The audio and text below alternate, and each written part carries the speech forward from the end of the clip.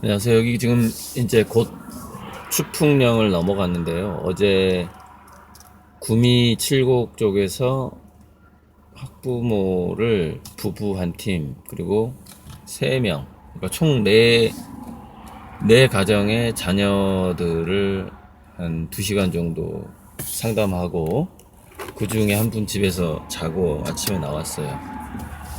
그래서 이제 어제 그 현장을 찍을 생각을 못 했는데 상당히 긴 시간 대화가 이어졌고,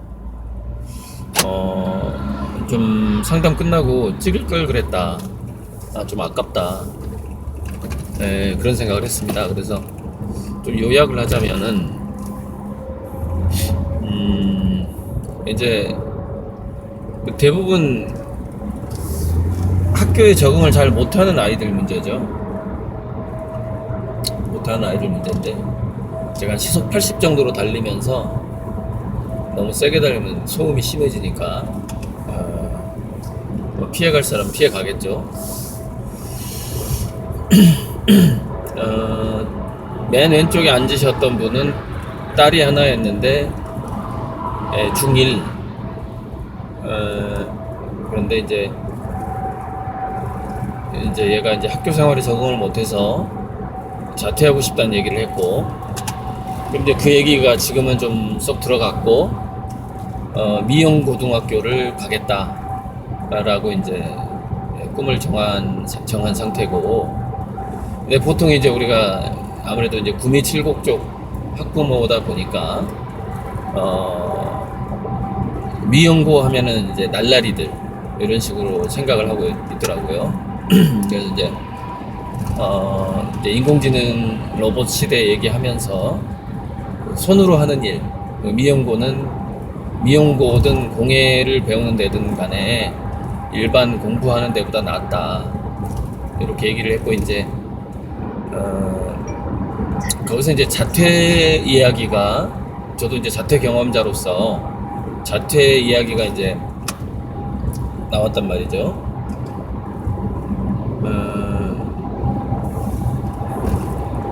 쭉 가면 되는구나. 그래서 어제 나왔던 게 이제 고등학교 때 자퇴한 애가 있었어요. 실제 사례가 재혼 가정이었는데, 이제 새엄마랑 사이가 너무 안 좋아가지고 기숙사가 있는 데로 갔는데, 어쨌건 또 기숙사에 적응을 못해서 자퇴하고, 근데 기숙사에 간 동안 새엄마랑 관계가 좋아졌고, 또 자퇴하고 나서 뭐 열심히 공부하고 있다.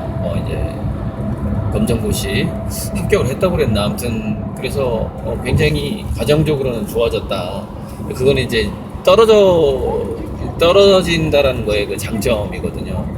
그러니까 현재 한 학부모는 이제 연년생 아들을, 두 학부모가 연년생 아들을 데리고 있던데,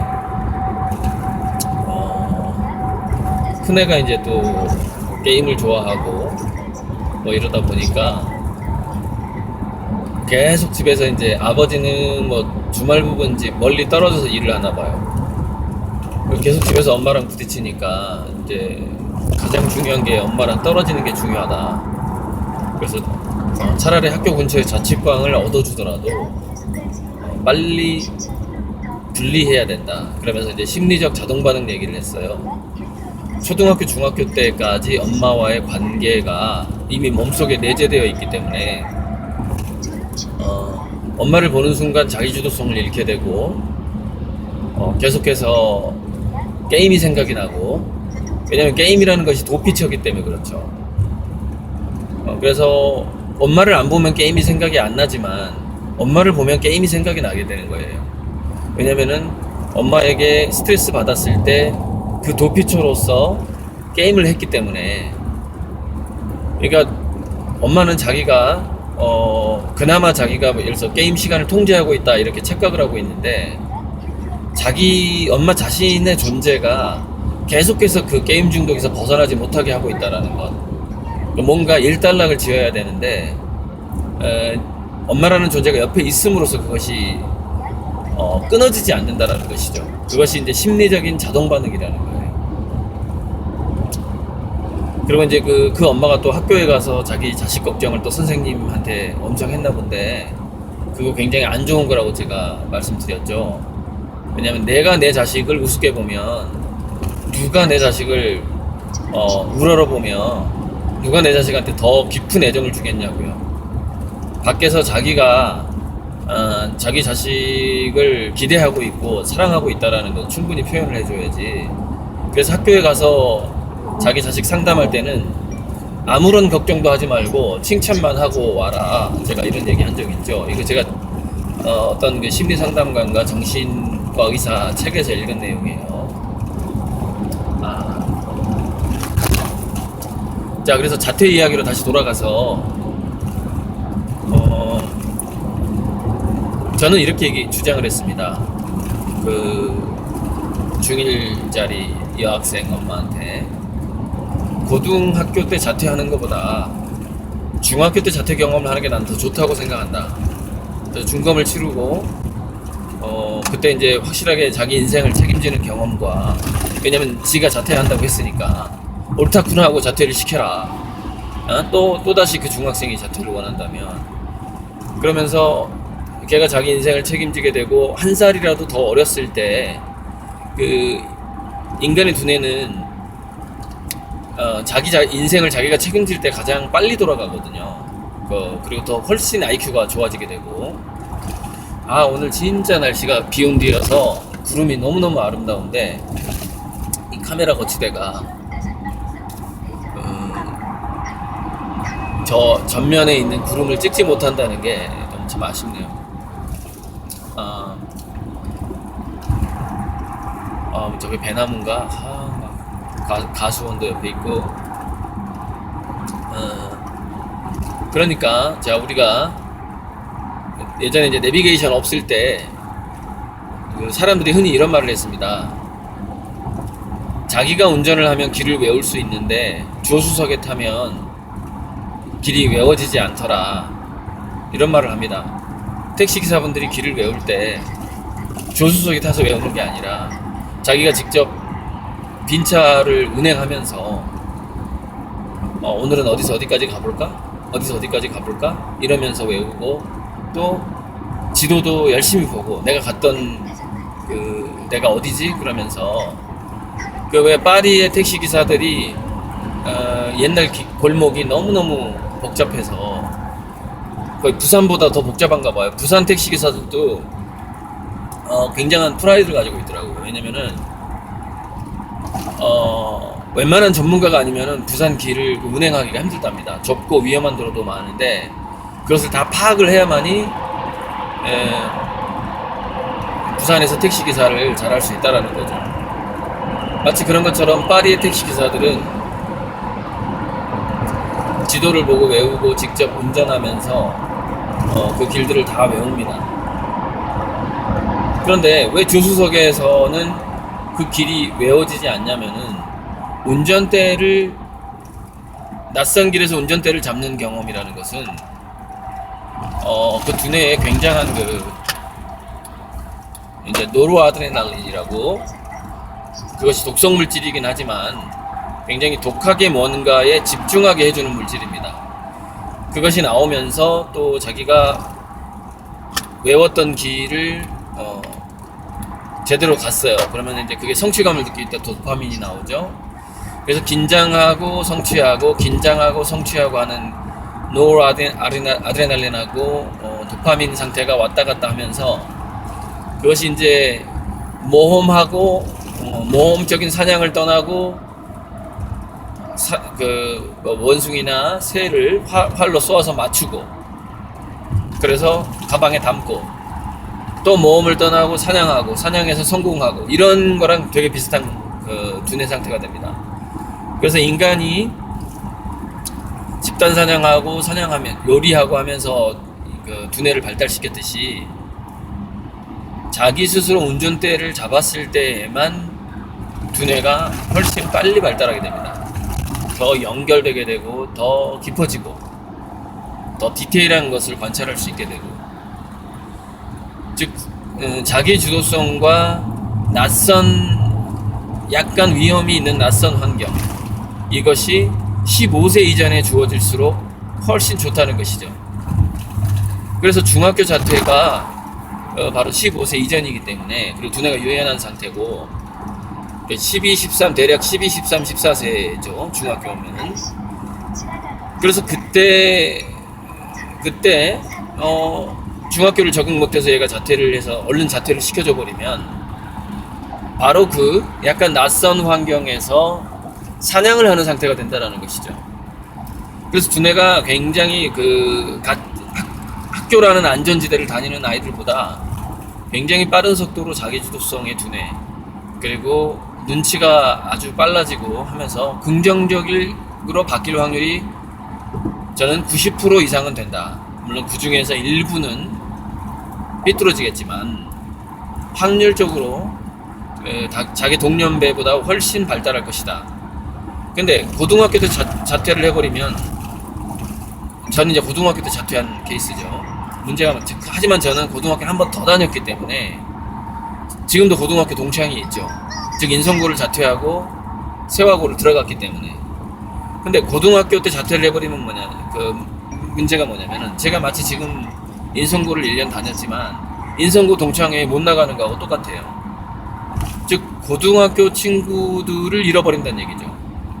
근데 여러분 지금 생각해보세요. 중학교 친구를 더 자주 만나요? 고등학교 친구를 더 자주 만나요?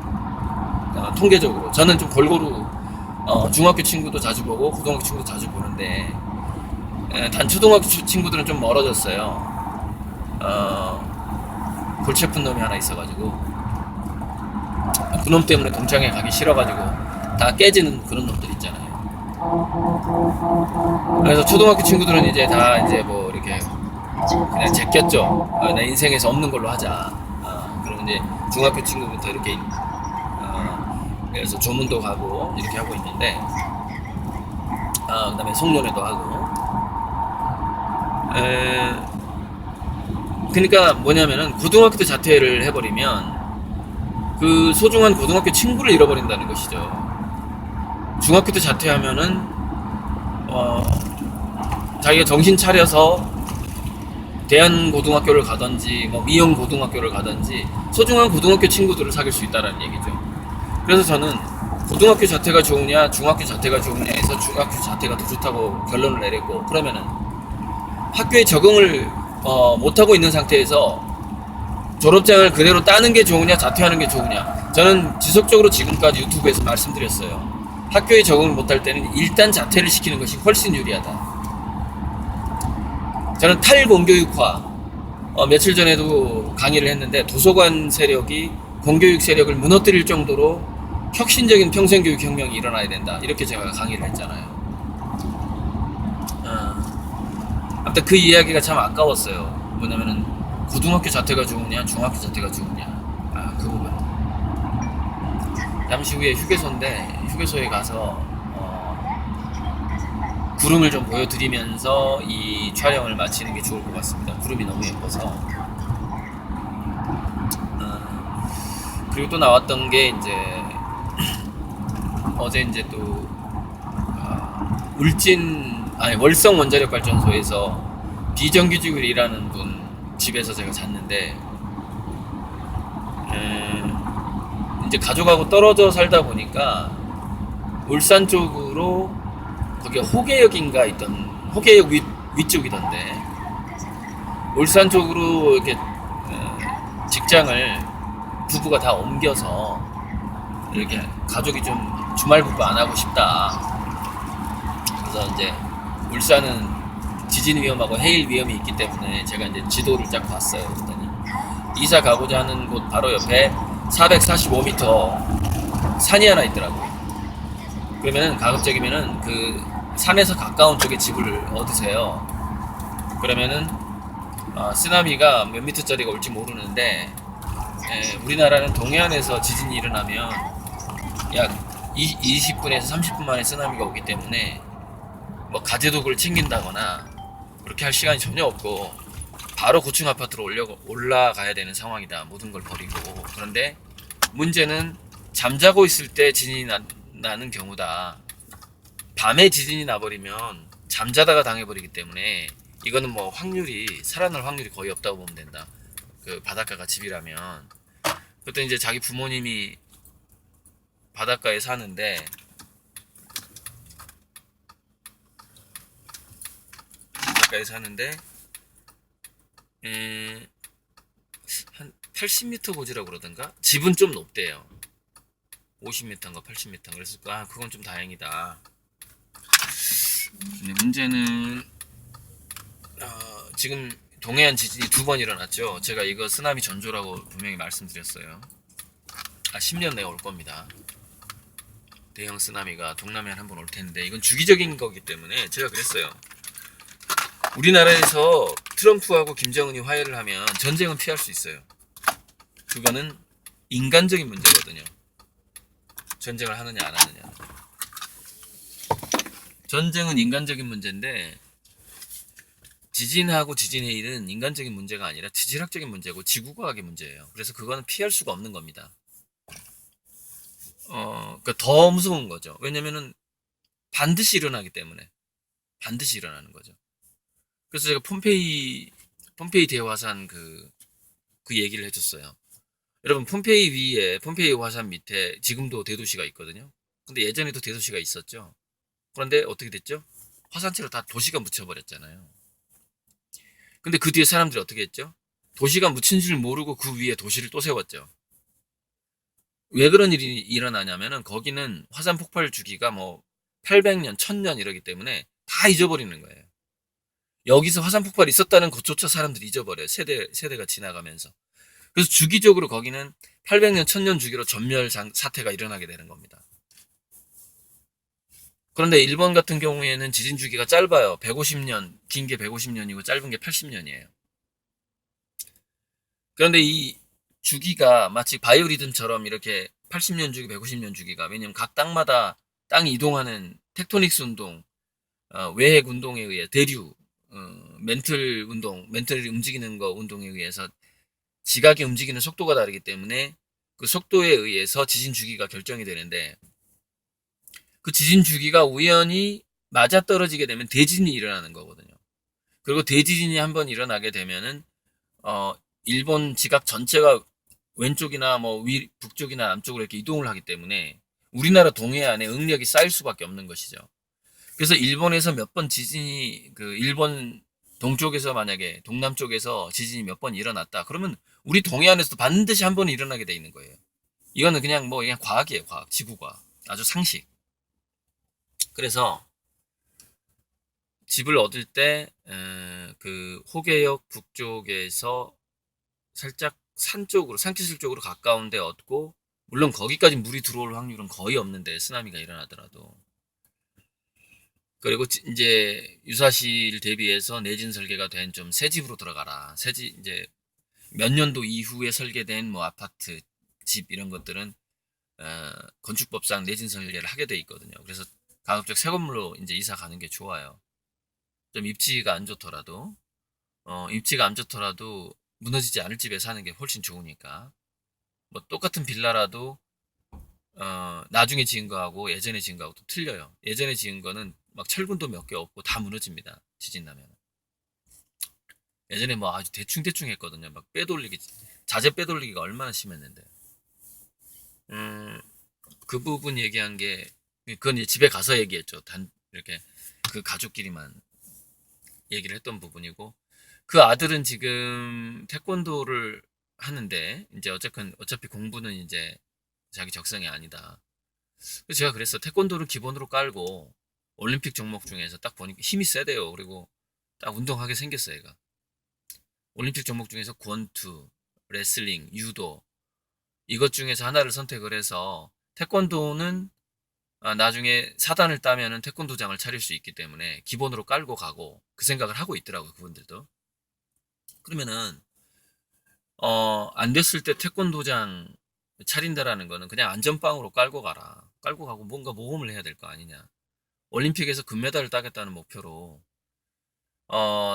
태권도나 축구 같은 거는요, 문제가 뭐냐면은 체형에 영향을 많이 받습니다. 그러니까 팔다리가 길면은 금메달 확률이 올라가요. 태권도도. 뭐 농구는 아예 체격 자체가 좋아야 되겠지만 축구 같은 경우에도 키 작은 사람이 그래서 메시도 고생 많이 했죠. 어깨에 툭 치면 날아가요. 이렇게 애들이 키가 크고 워낙에 몸무게가 축구 선수들이 크니까. 손흥민하고 메시하고 부딪혔다고 생각을 해보세요. 근데 그 친구가 키가 큰 편이 아니더라고. 그래서 그리고 단체 종목이라는 것은 워낙에 대표 선수 뽑을 때 그 라인이 아직도 존재하고 이게 언제까지 갈지 몰라요. 우리나라가 그 어떤 그 카르텔이. 그러니까 1인 종목으로 가라. 1인 종목으로 가면은 라인과 필요 없이 너가 이기기만 하면 무조건 올라가니까. 그러니까 그게 권투, 유도, 레슬링 이렇게 되는 거죠. 그래서 권투, 유도, 레슬링 세 가지를 좀 추천해 줬는데 셋 중에서 하나를 좀 하기 쉬운 걸 골라서 아, 지금 시작해도 워낙에 스포츠 체질로 타고났기 때문에 가능성이 있다. 메달 가능성이 있다. 그렇게 얘기를 해줬고 이제 그 친구는 현재 다니고 있는 지금 고 중3인가? 고1인가? 아무튼 걔는 지금 구미 칠곡을 떠나기 싫다. 큰아들은. 그래서 큰아들 그냥 여기 방 하나 얻어주고 울산으로 가라. 그 지금 나이면 혼자서 자취해볼 지금 때가 됐다. 저도 이제 자취를 해봐서 그 느낌을 알거든요. 그 재밌어요. 친구들하고 맥주 한잔 하는 것도 재밌고 자취방에서 그 나쁜 거 아니에요. 그 옆에 있던 카페에서 그 옆에 있던 엄마가 했던 얘기가 생각나네. 그 애가 이제 게임을 좋아하니까 중3 정도 되는 큰아들인데 자기는 기숙사를 가기 싫다는 거야. 기숙사 가면 밤에 게임을 못하니까.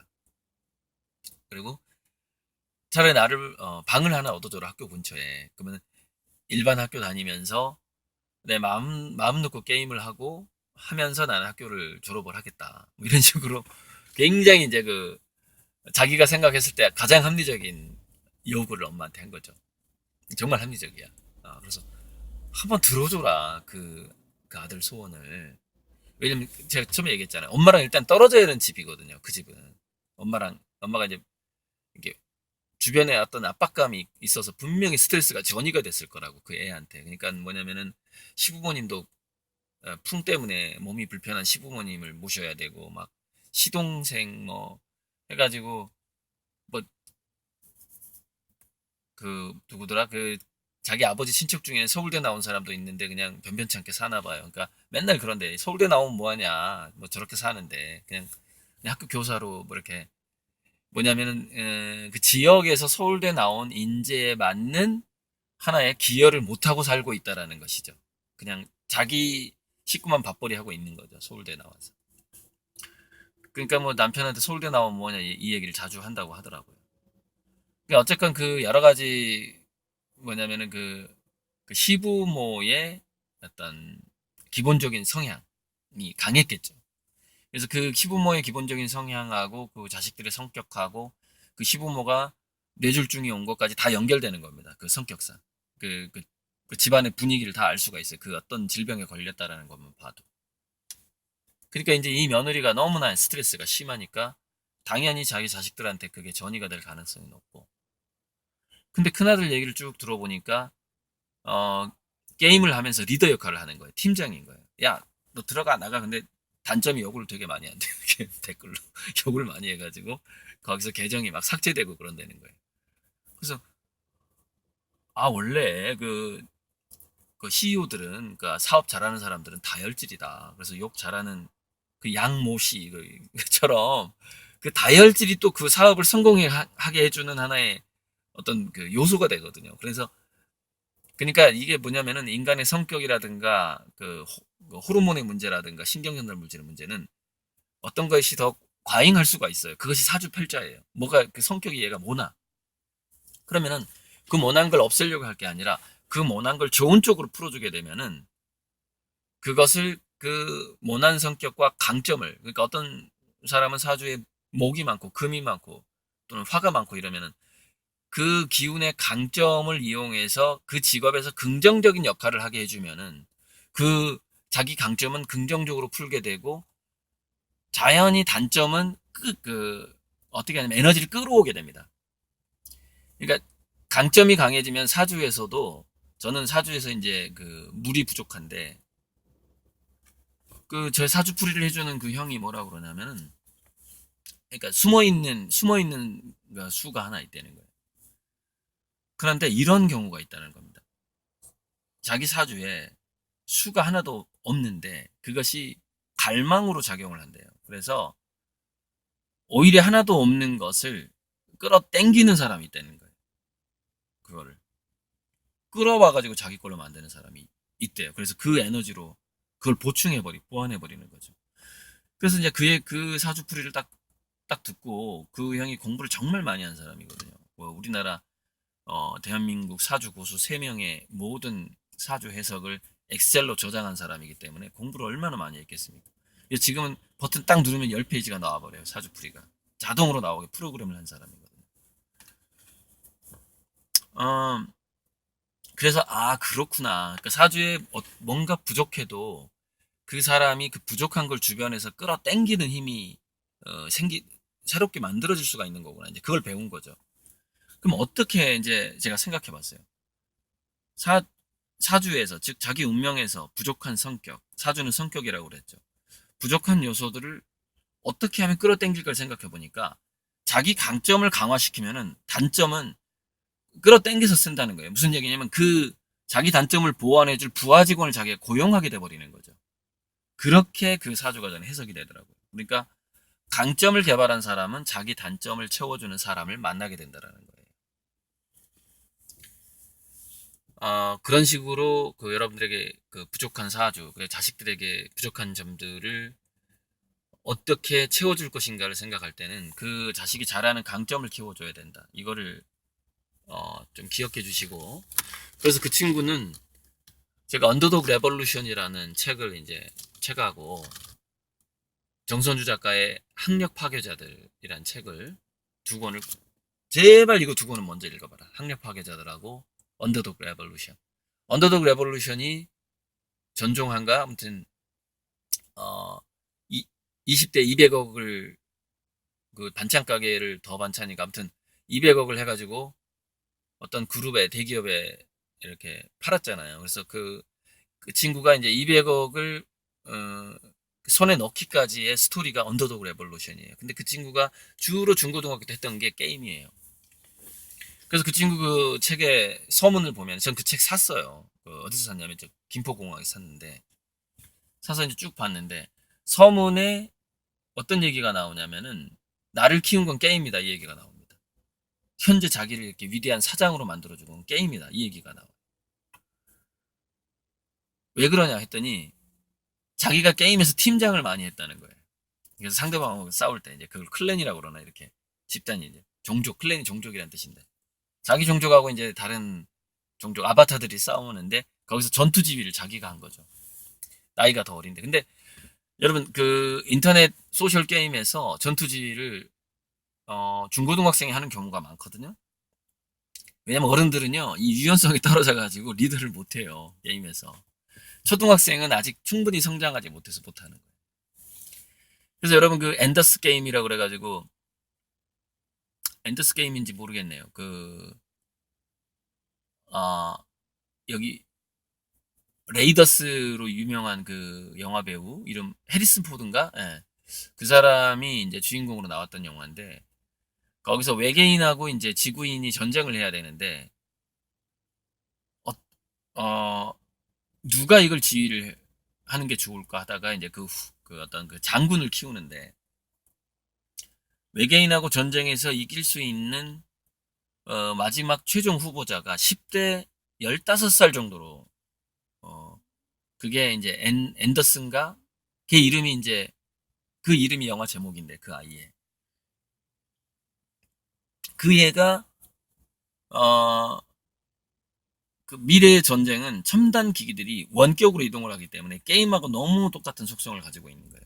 그래서 전쟁이 게임과 같처럼 바뀐 게 저기 이라크 전 때문부터예요. 그 바그다드에 미사일 쏘고 할 때 그 미군들이 이렇게 얘기를 합니다. 모니터를 보고 버튼을 누르고 공격을 하기 때문에 사람이 죽는 게 보이질 않아요. 그래서 이제 전쟁이 더 잔인해지는 겁니다. 왜냐면 사람 죽는, 피 튀기는 게 안 보이니까. 버튼으로 죽이니까. 그래서 그 전투 로봇이라든가 이런 것들이 많아지게 되면은 그래서 큰 문제가 되는 거죠. 왜냐면 모니터상에서 사람이 죽으니까 이게 게임인지 진짜 내가 사람을 죽이고 있는 건지 게임인지 헷갈려 버리는 거예요. 그래서 훨씬 더 잔인한 전쟁이 벌어지게 됐기 때문에 그래서 이제 아시모프 감독이 로봇 3원칙이 거기서 나온 겁니다. 킬러 로봇이 양성되면 안 되기 때문에 로봇을 만들 때는 절대 로봇이 인간을 해하지 못한다는 이론칙이 있어야 된다. 이제 그렇게 된 거죠. 어찌되었건 그래서 그 친구는 내가 그랬어요. 그러니까 제가 학부모 상담이나 강의에서 강력하게 얘기를 하는 거는 그래야 보수적인 부모들이 조금이라도 움직이기 때문에 강력하게 얘기를 합니다. 그러니까 예를 들어서 중학생을 자퇴시켜라 그러면 그 엄마는 미용고등학교라도 보낼 것이고, 여기 이제 이쪽 지금 게임 좋아하는 그 엄마는 방을 따로 얻어주고 밤새 게임을 할 수 있는 최고급 사양을 주고, 그 현질이라 그래가지고 현금을 200만 원을 지원을 해서 아이템을 사서 확실하게 게임 속에서 리더로 성장할 수 있도록 현금까지 좀 지원을 해줘라. 최고급 컴퓨터에다가 학교 옆에 방을 얻어주고. 그럼 얘가 밤새 게임을 하다가 학교에 가서 아마 졸 거다. 그럼 학교에서 쉬고 밤에 게임을 해. 근데 얘가 배우는 건 뭐죠? 자, 저녁에 한 팀 리더를 하고 밤에 한 팀 리더를 하고 새벽에도 게임을 하면서 한 팀 리더를 할 것이다. 그럼 얘는 회사를 하나만 경영하는 게 아니라 회사를 3개 경영하는 거하고 똑같다. 매일 밤. 그러면 매일 저녁하고 밤에 학교 끝나고 나서 게임상에서 3팀의 리더의 경험이 더 소중한 경험이냐, 아니면 학교에서 국영수사가 배우는 게 더 소중한 경험이냐고 봤을 때 언더독 레볼루션 한번 읽어보라 이거죠. 게임 리더의 경험이 훨씬 더 좋은 경험입니다. 학교에서 과목 배우는 것보다. 대충 이제 이 정도 제가 마무리하고요. 저기 구름 보여드리고, 지금 잠깐만요. 구름 보여드리고. 보여요?